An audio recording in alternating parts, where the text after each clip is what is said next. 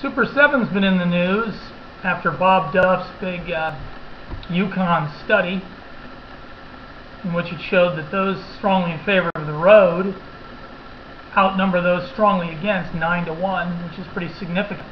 Anyway, I'm Jonathan Wilcox talking about Super 7. A few things to think about up there, and as Wilton continues to fight the road, or I should say a very vocal minority fights the road. Number one, if you didn't want a roadway going through there, then why'd you develop all the commercial office space you have over the years? You can't have it both ways. Also, sense of shared sacrifice here in Lower Fairfield County, anywhere for that matter. You're using our roadways, 95, Metro North, and the Merritt Parkway, and in the case of Greenwich, Connecticut, 684, where's your sacrifice? Shouldn't you be making the same type of sacrifice for the public good? I think that's pretty selfish. You know, one-way streets don't work too well.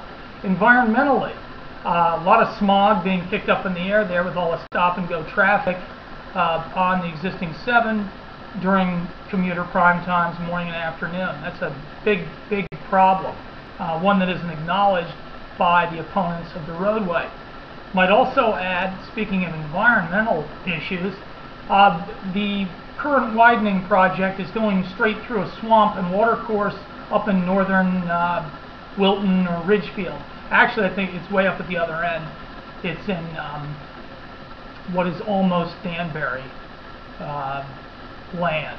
Anyway, right through a swamp. So guess what? The argument against the environmental argument against the road and building an elevated highway, it's done. You lost your ability to make an environmental argument. You're going through a swamp. Big problem indeed. And also, again, shows a lot of hypocrisy. Quality of life in the Super 7 corridor, quality of life is shot. The Super 7 corridor pretty much taking in all the towns to the east and west of the existing Super 7.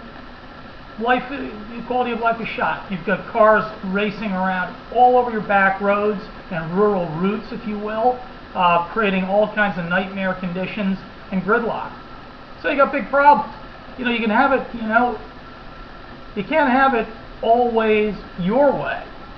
You know, you got to make some sacrifice. We're living in a modern era. We've built these towns and cities up around here for better or for worse. We have the traffic. Let's do something about it. And speaking of that whole corridor, one way I think it should be looked at is a way to kill several problems with one stone. And I, of course, refer to some of the other infrastructure issues, including light rail, installing a fiber optic spine up through that territory, and putting in a trunk, an electrical service concrete trunk for transmitting electricity through the area rather than having overhead wires, which nobody seems to want up there too. Wilton, not surprisingly, blocking Super 7, also doesn't want to install any overhead wires for electrical transmission that are vital to the area for uploading and downloading electricity through the area. Again, shows a little bit of selfishness. It's rather unfortunate, but it's true. And Wilton has to really take a look at itself in this whole thing. It's unfortunate, but I think they'll come around. There's a positive line in building a superhighway. You're going to get a lot of people, trucks and cars off your local roads. Food for thought. I'll talk to you next time about more issues.